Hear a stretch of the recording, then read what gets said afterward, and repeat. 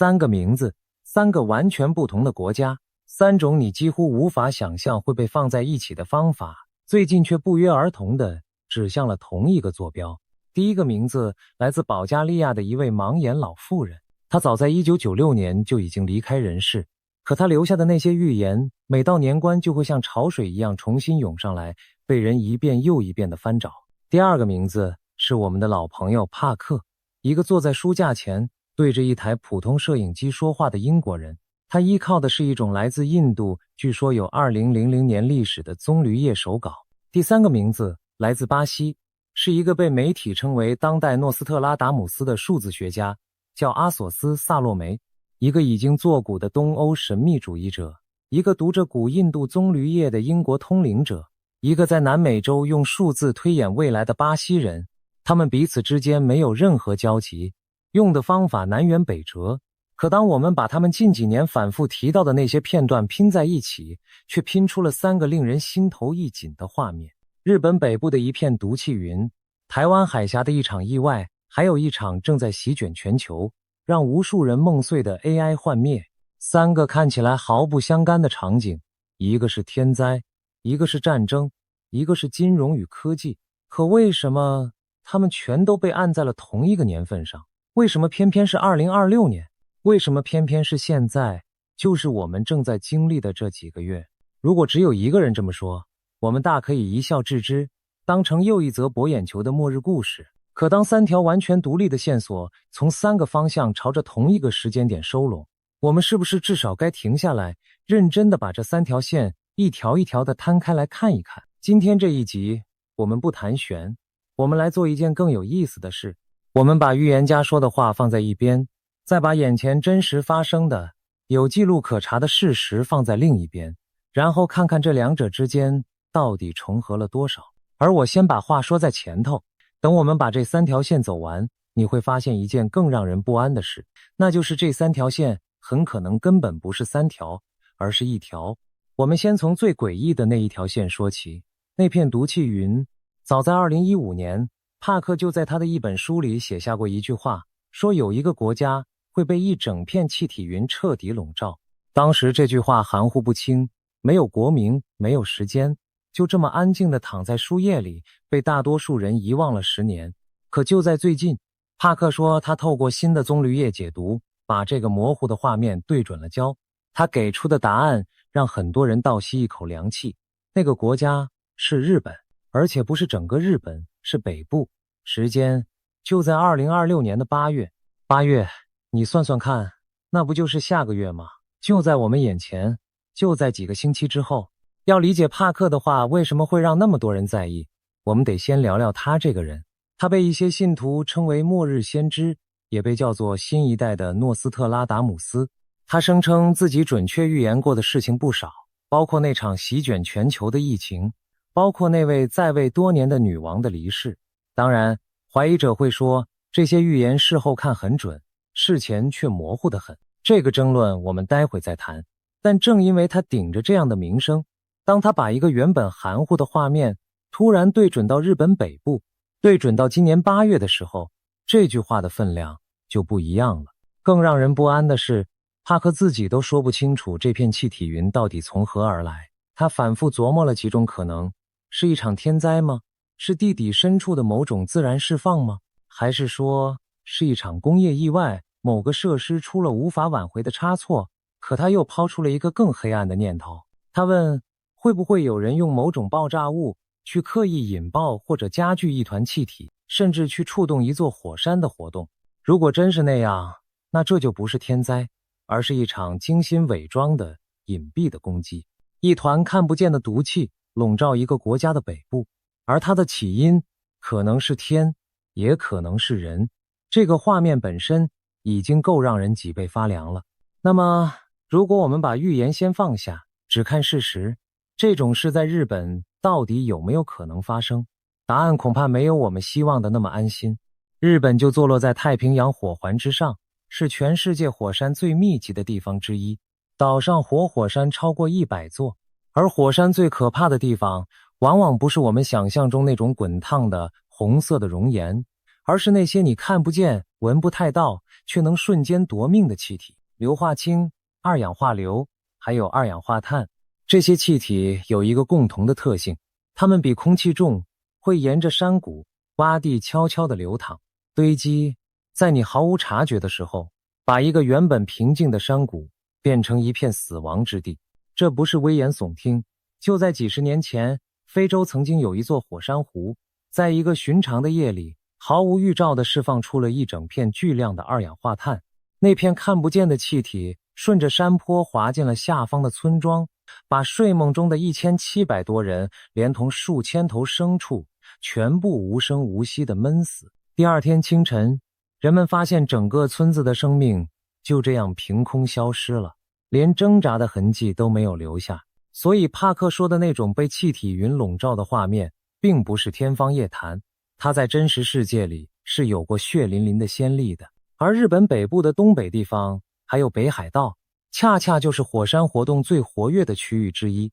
那里遍布着温泉区、硫磺谷，还有直接以地域命名的地热洼地。当地人世世代代都知道，有些山谷是绝对不能久留的，因为那里的空气本身就会杀人。所以帕克描述的那个场景并不是描述了一件不可能的事，恰恰相反，是因为他描述了一件太有可能的事，然后把它精准地按在了下个月。而他特别点出是北部，这个细节本身就更加耐人寻味，因为如果他只是随口说个日本，那太宽泛了。可他偏偏锁定了那个火山最密集、地热活动最剧烈，同时人口相对稀疏，一旦出事最难第一时间应对的区域。这种指向性让这则预言显得格外具体，也格外让人无法轻易一笑置之。当然，越具体的预言被证伪的风险也越高。等到8月过去，我们自然会知道，这究竟是一次惊人的预见，还是又一次落空的猜测。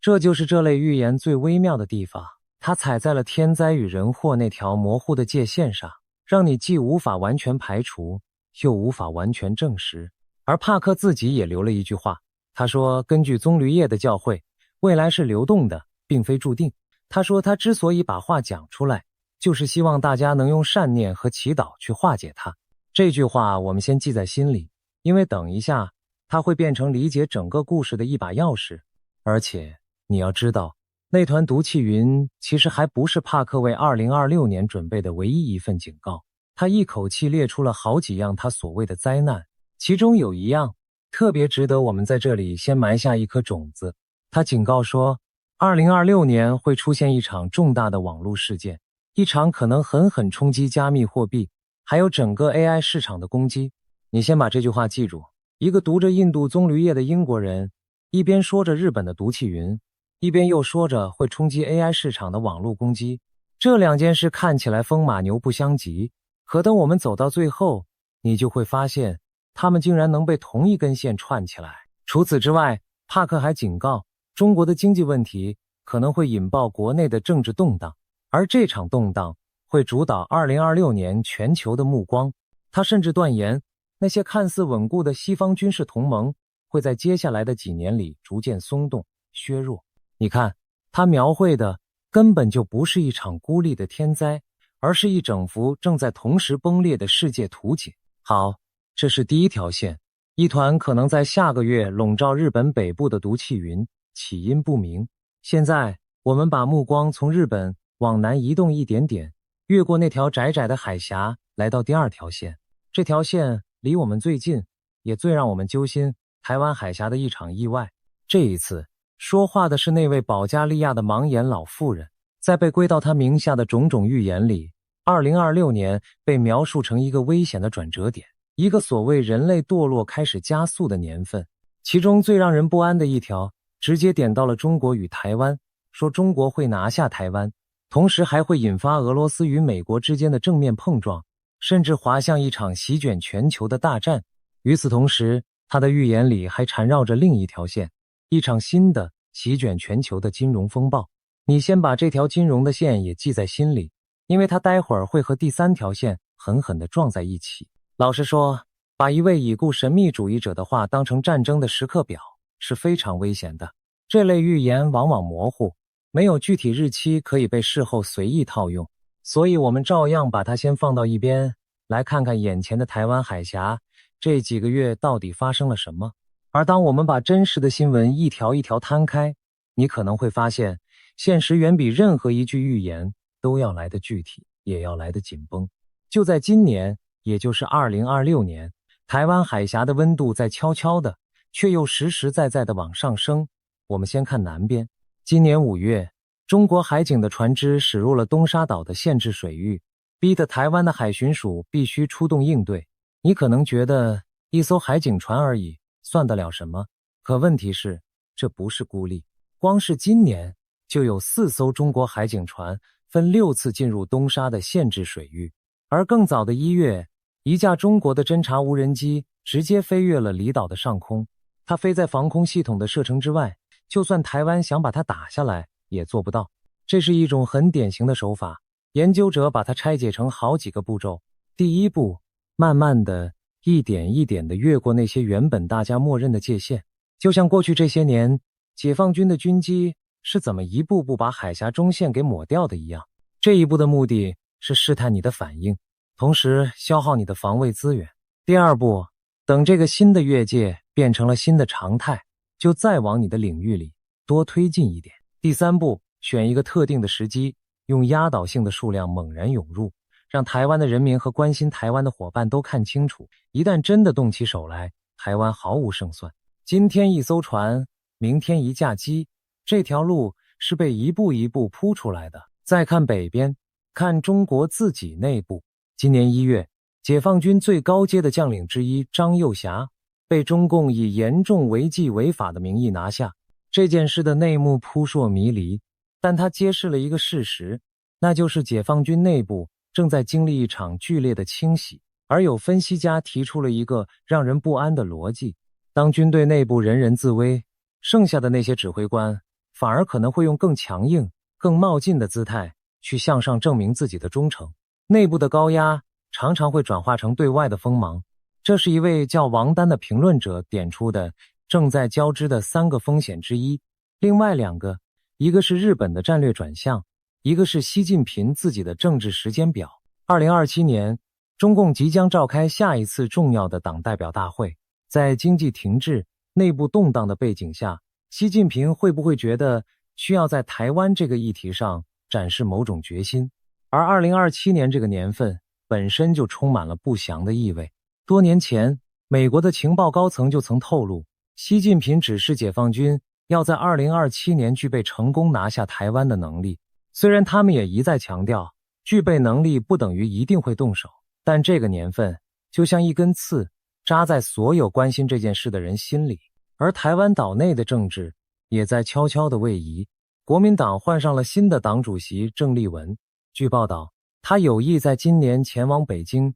亲自去和对岸见上一面，名义上是为了和平，北京方面也表示愿意接待，只不过开出了几个条件。有分析认为，如果两岸关系真的因此走上一条比较和缓的轨道，那反而可能给了对岸一个理由，把动武的时间表往后推迟到下一次大选之后再看。你看，光是台湾内部这一盘棋就已经有这么多变数在同时搅动，而海峡对岸最担心的恰恰是台湾一步步走向他们眼中的那条红线。所谓的意外未必来自军舰，也可能来自一场选举，一次政坛的地震，甚至一句被过度解读的话。再把眼光放到更大的棋盘上，日本这个一向谨慎的邻居，近年来的战略姿态也在发生肉眼可见的转向。他越来越清楚地意识到，台湾海峡一旦有事，自己绝不可能置身事外。这种转向一方面是一种下阻，可另一方面，在对岸眼中却可能是一种挑衅。当一个区域里每一方都因为害怕而不断加强戒备，这种层层加码的紧张本身就会让误判的可能性越来越高。这就是安全困境最残酷的地方。每个人都觉得自己只是在自保，可所有人的自保加在一起，却把整个区域一步一步推向了悬崖的边缘。而就在这样的背景下，今年5月，川普与习近平在北京见了面。也是在5月，台湾的立法院通过了一笔高达248亿美元，为期8年的特别预算，用来采购军备。可这笔钱的背后也藏着台湾自己的裂痕。这笔特别预算比行政部门原本提出的方案硬生生砍掉了将近40%。朝野之间在到底该花多少钱，又该怎么花来保卫自己这件事上吵得不可开交。一个在外部看来政治僵局、内部撕裂的台湾，会不会恰恰被北京解读成一个可以利用的机会？与此同时，美国那边的态度，因为领导人反复变化的表态，也笼罩着一层谁也看不透的不确定。这种不确定本身，或许就是最危险的东西。现在，我们把镜头拉近，来看看这条线里最让人心惊的那2个字：意外。很多人以为战争是一个大人物在某个清晨拍板决定要打，于是坦克就开动了。可历史一次又一次地告诉我们，最可怕的战争往往不是被决定的，而是被一场意外点燃的。100多年前，在欧洲的一座城市里，一声枪响，一位大公遇刺。谁也没想到，这样一个看似局部的事件，竟然像推倒了第一张骨牌一样，把整个欧洲，把当时几乎所有的强权全都拖进了一场谁都不曾真正想要的世界大战。没有人在那个清晨醒来时计划要打一场吞噬整整一代人的战争，可它还是发生了。因为当所有的火药都堆积到了一定的程度，需要的就只是一颗小小的火星。而今天的台湾海峡，会不会就是那个堆满了火药的房间？就在不久前，台湾一艘叫潘超号的巡防舰被一艘中国驱逐舰指控，说他用射控雷达锁定了对方，没有开一炮，没有正式宣布任何危机。可就在那几个小时里，那台通往灾难的机器已经明明白白地上了膛。你想想看，在那条越来越拥挤、越来越没有规矩的海峡上，每天都有这么多舰艇、这么多飞机贴身近距离的摩擦。只需要一次判断失误，一次擦枪走火，一次雷达锁定之后的过度反应，整条线就可能在谁都没真正想要的情况下轰然断裂。这就是意外的真正含义。它不需要任何人真的下定决心，它只需要一次倒霉的巧合。而最可怕的是，一旦第一步迈出去，后面的每一步都可能身不由己。想象一下这样一个推演：2架战机在空中危险的缠斗，其中一架不幸坠海，飞行员失踪。这时候，任何一方的领导人都会承受来自国内排山倒海的压力，要求他强硬回应，绝不能示弱。于是，一方派出更多的舰艇去所谓护航，另一方则视之为挑衅，也加码回应。你来我往之间，每一步看起来都只是对前一步的合理反制，可累加起来就是一条不断向上攀升的阶梯。等到双方都骑虎难下的时候，回头意味着丢脸甚至下台，向前却是万丈深渊。历史上太多次的灾难就是这样被一步一步逼出来的。没有人想要那个结局，可没有人能喊停。这才是那些真正研究战争的人最深的恐惧。他们怕的往往不是谁处心积虑的要开战，而是所有人都不想开战，却谁也停不下来。而更阴险的还不是硬碰硬的开战。有战略研究者指出，北京真正可能采用的手段是一种法律上模糊却极其致命的封锁，他们把它叫做隔离，或者说简易式封锁。他不宣战，他只是宣布要对进出台湾的船只进行检查。这一下，开第一枪的压力就被巧妙地推给了对方。如果美国的军舰上前去阻止中国海警登船检查一艘货轮，那从法理上看，反倒像是美国在干预中国的内政，是美国先动的手。这种进退两难，正是对方想要制造出来的。他不需要赢得一场战争，他只需要让混乱和不确定累积的比政治上能形成的共识更快一步。你不妨闭上眼睛，想象一下那样的一天会是什么样子。那一天，天空可能是晴朗的，街上可能还是车水马龙，可就在几百公里外的海面上，一艘艘悬挂着外国旗帜的货轮开始犹豫，开始减速，开始掉头。因为他们的船东接到消息，说这条航线的保险一夜之间涨到了天价，甚至根本没有人愿意承保了。于是运载着天然气的船不来了，运载着原油的船不来了，运载着各种零件和原料的船也都停在了看不见的地方。台湾没有挨一颗炸弹，可它就像一个被慢慢抽走空气的房间。过不了多久，加油站前开始排起长龙，超市的货架开始一格一格地空掉，工厂因为缺料而一条条产线停摆。而这一切可能都发生在对岸连一句宣战的话都没有说出口的情况下。这种不流血的绞杀才是最让人不寒而栗的剧本，因为它让所有想要伸出援手的人都不知道该从哪里下手。而在这种犹豫和模糊之间，真正被扼住咽喉的是台湾脆弱的能源命脉。这是一个我们每一个生活在这座岛上的人都必须知道的数字。台湾的能源将近 98% 依赖进口，而其中的液化天然气因为它的物理特性没办法像煤炭那样囤积好几个月，它会不断的蒸发流失，必须源源不断的补给。有估算指出，台湾有效的液化天然气储备大概只够撑11天。11天，你不需要真的把这座岛炸平，你甚至不需要真的开火封锁它，你只需要让全世界的保险公司相信这条航线不再安全，让运输船因为天价的保费而不敢靠近，那么瘫痪就会在天然气真正烧完之前悄然降临，灯会一盏一盏的熄灭，而敌人可能连一发子弹都还没有打出去。那如果最坏的情况真的发生了呢？那些严肃的智库做过无数次兵棋推演，有一种推演的结果是这样的：一场持续数月的血战之后，解放军最终被击退，撤回大陆。但代价是什么？在这个推演里，解放军伤亡约10万人，而台湾付出了大约5万名军人和另外5万名平民的伤亡。这不是一个抽象的数字，这是10万个台湾的家庭，是10万个原本平凡的清晨、晚餐和睡前的道晚安。所以，无论你相不相信那位盲眼老妇人的话，这条线我们每一个人都输不起。好，我们已经看完了2条线，一团笼罩日本的毒气，一场可能点燃台海的意外，它们听起来还是2件互不相干的事，对吗？先别急，我们来看第3条线。而正是这第3条线会像一根丝线一样，把前面2条还有整个世界统统串起来。这第3条线就是 AI 幻灭潮。这一次轮到那位巴西的当代诺斯特拉达姆斯登场了。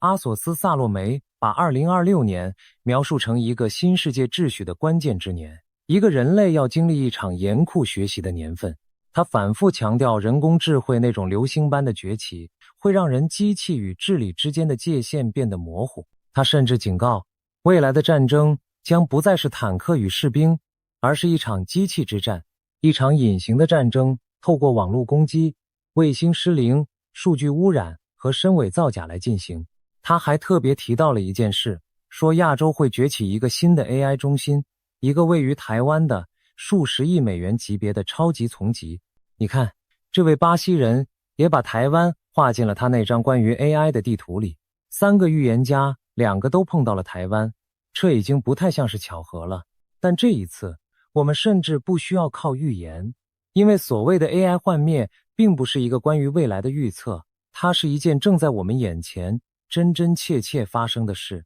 我们来看看那些冰冷的、有记录的事实。过去这1-2年，全球的资本市场被一场 AI 的狂欢彻底点燃。辉达这家生产 AI 晶片的公司市值一路飙升，一度突破了惊人的5兆美元，比全世界绝大多数国家的整个经济规模都还要大。而衡量整个美国股市到底贵不贵的一个经典指标，也就是那个把过去10年获利平均起来看的席勒本益比，在2025年一度突破了40。这是一个什么概念？在漫长的历史上，这个数字只到达过这个高度一次，而那唯一的一次就紧接着网络泡沫的破灭。当年那场泡沫破掉之后，多少人的毕生积蓄化为乌有，多少曾经风光无限的公司一夜之间灰飞烟灭。更让人心里发毛的是这场狂欢背后那种奇特的循环。有一家叫 OpenAI 的公司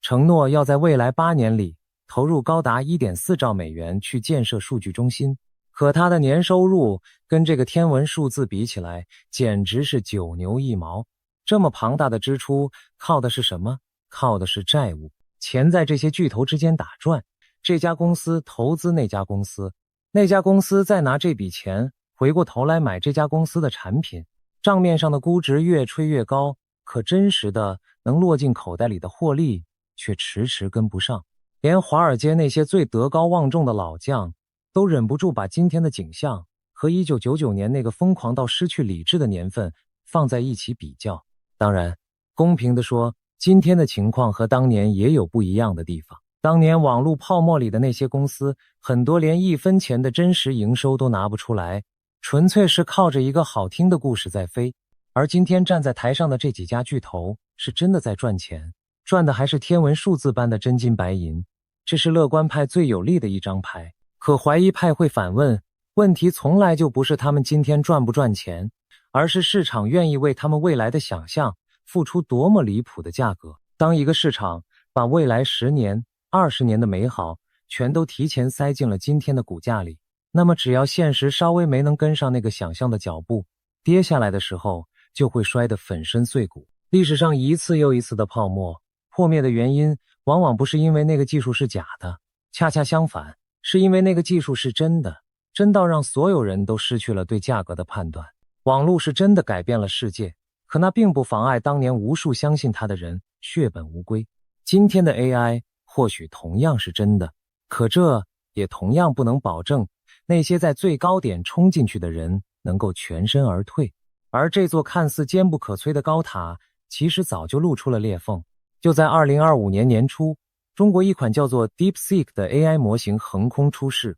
它展现出的性能竟然和那些花了天价才造出来的模型不相上下。就这么一个消息，让辉达的股价在单单1天之内暴跌了将近20%，市值瞬间蒸发了大约6000亿美元。你没看错，1天一则消息就抹掉了相当于一个中等国家全年产出的财富。这说明了什么？这说明整座高塔的地基远比人们以为的要松动，它建立在一种近乎信仰的乐观之上，而信仰是最经不起质疑的。而戳破泡沫的那根针，可能来自谁也想不到的地方。你能想象吗？一颗小小的芯片，它的命运竟然和中东的一场战争绑在了一起。原来，制造芯片的过程中，需要用到一种叫做氦气的稀有气体，而全世界很大一部分的氦气供应来自波斯湾边上的卡达。可就在这2年，中东那场迟迟不肯平息的战火，直接扰乱了那里的氦气输出。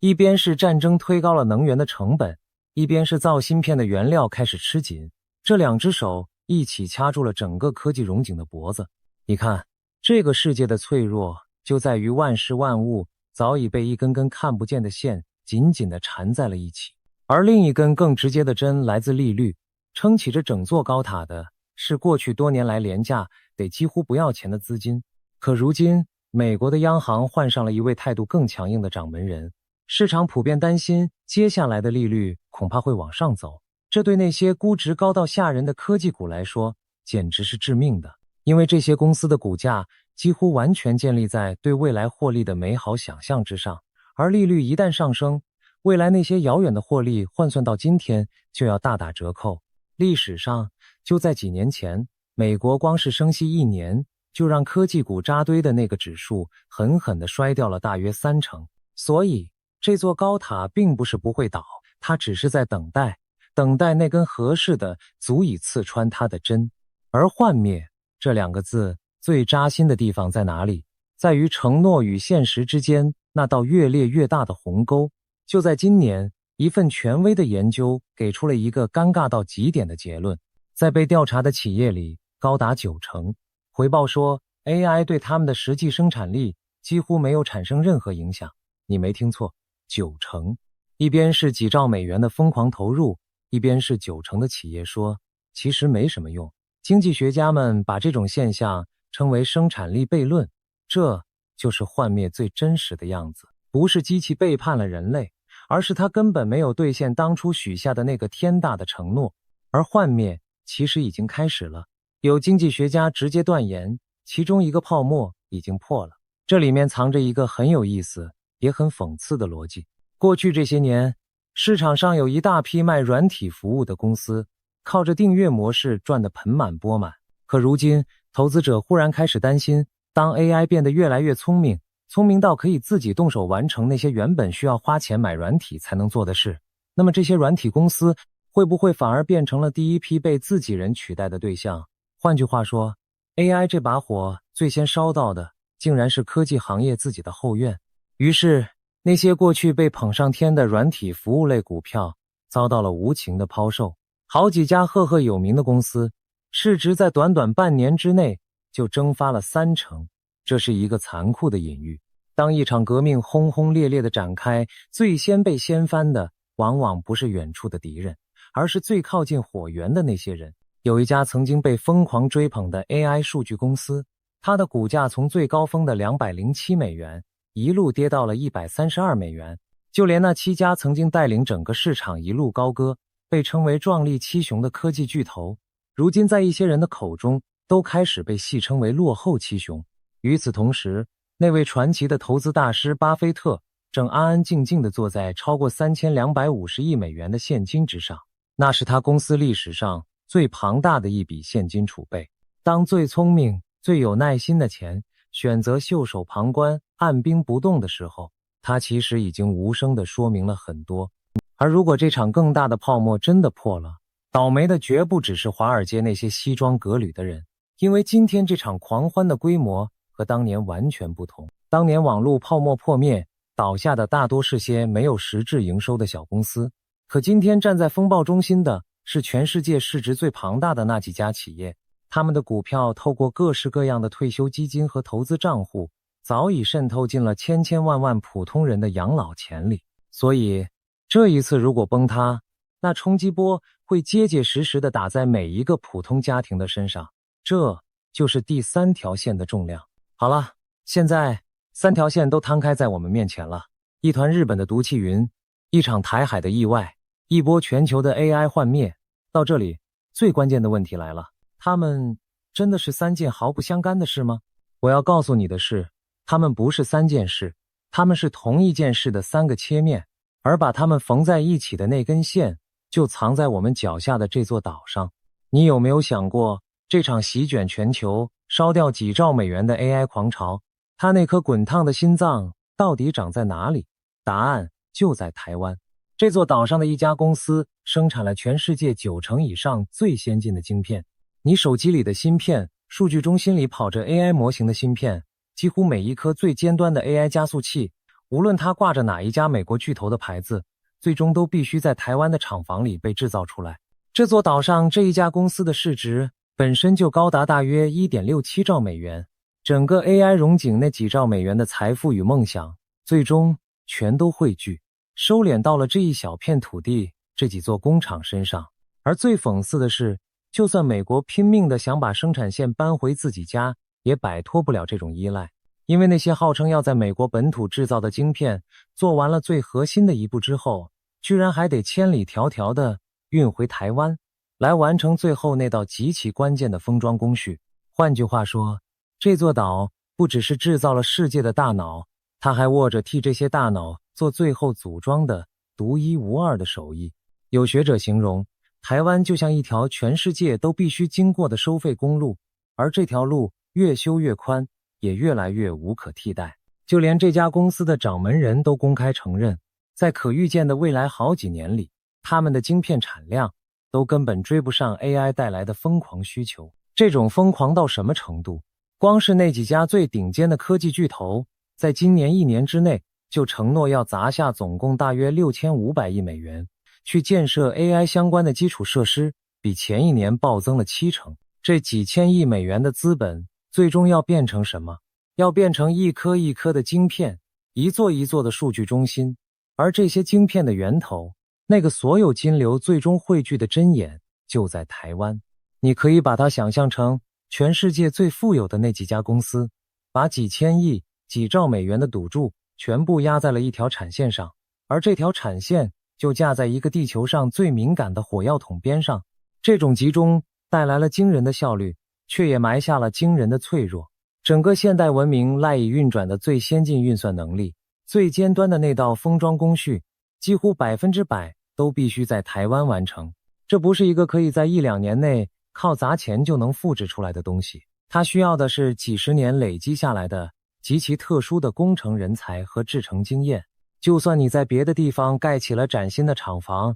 你也得从台湾一个一个的把工程师请过去。所以这座岛的安危早就不再只是2300万人自己的事，它牵动的是全人类这场豪赌的成败。可反过来说，我们这些生活在岛上的人也早就被绑上了这艘船。你想想看，那家撑起全世界 AI 梦想的公司，它自己就占了整个台湾股市极其庞大的一块。多少台湾人的退休金，多少家庭的积蓄，多少上班族每个月投进去的钱，其实都和这一家公司的股价牢牢地绑在了一起。这意味着什么？意味着我们同时站在了两条线的正上方。如果全球的 AI 泡沫破了，我们的荷包会直接失血；如果台海真的出了意外，我们失去的就远远不只是荷包了。这是一种很奇特也很残酷的处境。我们既是这场盛宴最大的受益者之一，也是这三条线一旦崩塌时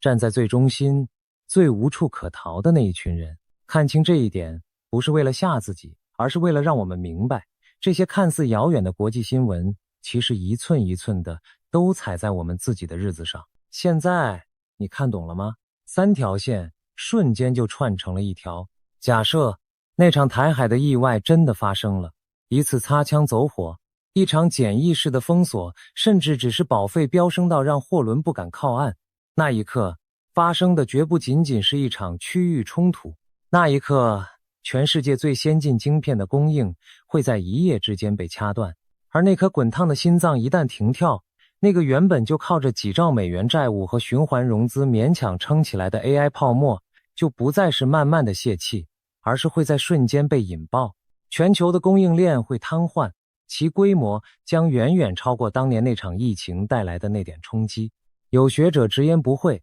正因为如此，台湾海峡才是当今这个世界上最危险的一个引爆点。你发现了吗？那位盲眼老妇人关于台湾的预言和她另一句关于全球金融风暴的预言，其实可能指的是同一件事。台海的意外和 AI 的幻灭从来就不是两件事，前者正是后者最致命的那一根引信。那么日本呢？那团毒气云又怎么串进来？你打开地图看一眼就明白了。日本就在台湾的正北方，近在咫尺。任何一场围绕台湾的军事冲突，第一波的飞弹打击目标里往往就包含了驻扎在日本的美军基地。当整个东亚都被拖进战火，当工业设施在混乱中受损，一场所谓起因不明的化学灾难或者工业事故，一团笼罩日本北部的毒气云，还会显得那么突兀，那么孤立吗？帕克说他分不清那是天灾还是一场刻意的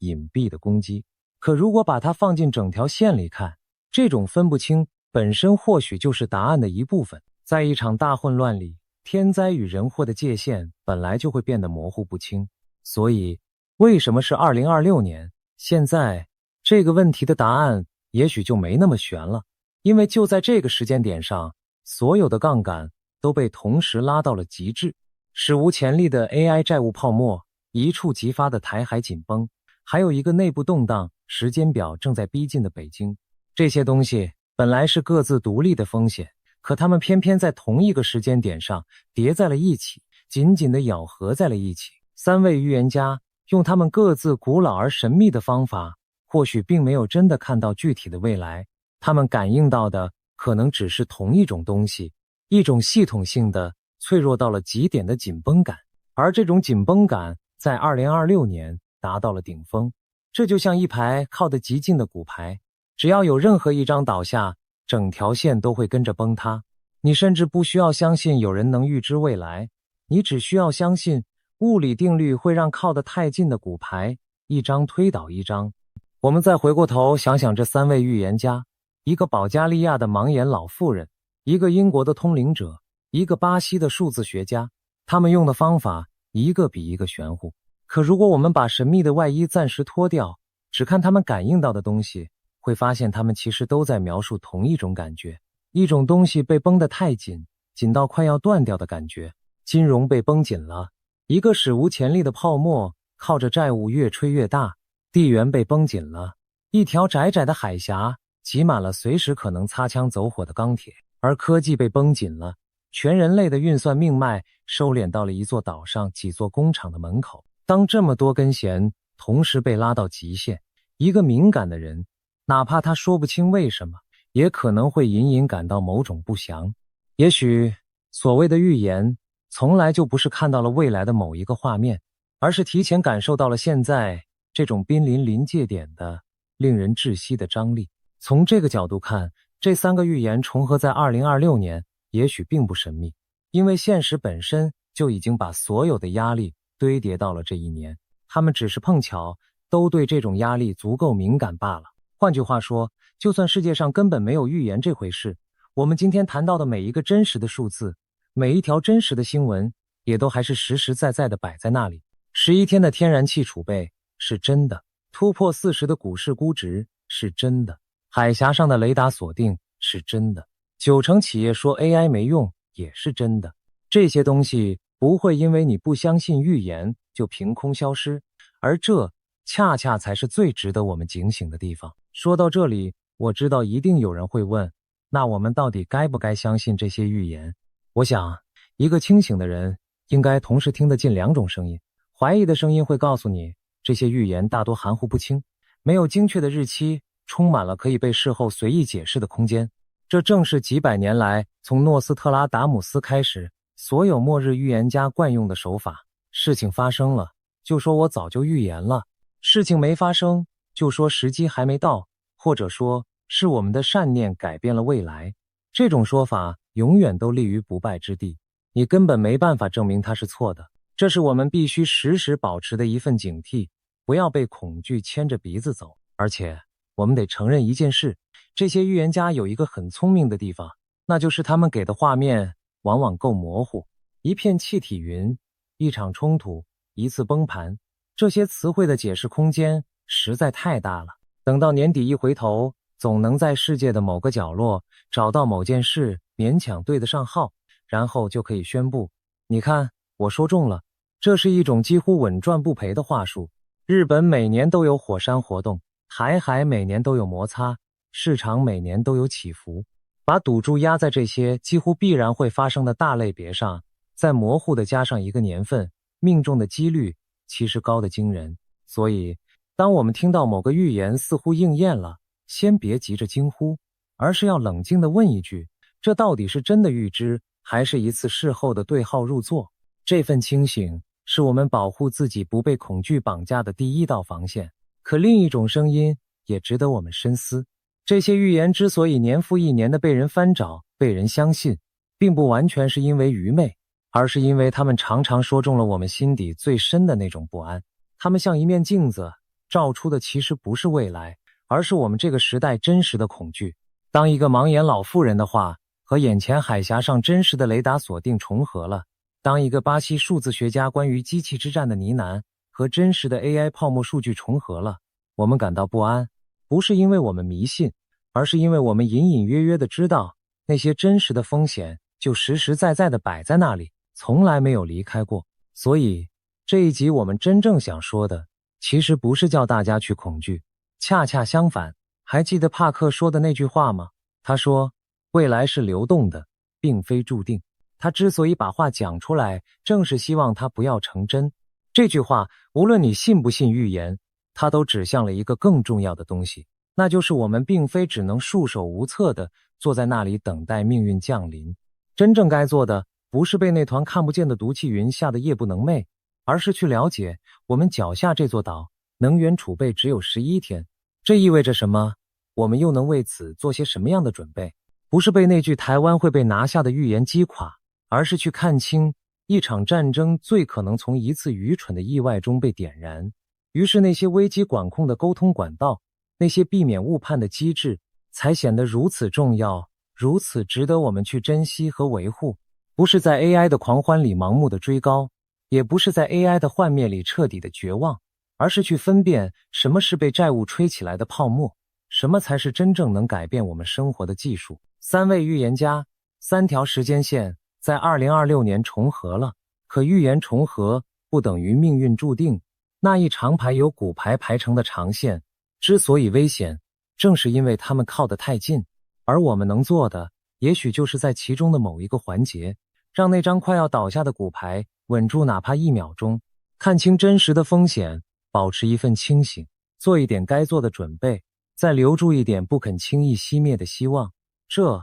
才是我们面对任何一则预言最该有的姿态。有人可能会说，这些都是国家大事，是那些坐在高位上的人才操心得起的，我一个平凡人又能改变什么？可我想说，恰恰不是这样。一个社会的坚韧，从来就不是靠几个大人物撑起来的，而是由千千万万个清醒的、有准备的普通人一点一点织成的。当一个社会的多数人都不再轻易被恐慌煽动，都能分辨什么是真实的风险，什么是被放大的杂讯，那么即便真的有什么风浪打来，这个社会也不会轻易地乱了阵脚。恐慌往往比危机本身更致命，而一份集体的冷静本身就是一种了不起的防御。所以你今天愿意花这些时间把这3条线认认真真的看完，想明白这件事本身就已经是在为那一整排骨牌悄悄地垫上了一块小小的却很重要的支撑。也许到头来2026年的8月，日本北部什么事都没有发生，也许那条海峡会像过去无数次一样，在紧绷到极点之后又慢慢的松弛下来，也许那个泡沫不是猛烈的爆开，而是温和的消了气，那将是我们所有人最好的结局。而如果真是那样，那些预言家依然会说是善念改变了未来。可我更愿意相信，是无数个像你我这样选择了清醒而不是恐惧，选择了准备而不是逃避的普通人，在自己看不见的地方轻轻地拨动了命运的方向。因为说到底，未来还没有被写下，而握着那支笔的从来都不只是那些预言家，也包括正在看着这条影片，愿意去思考，愿意保持清醒的我们每一个人。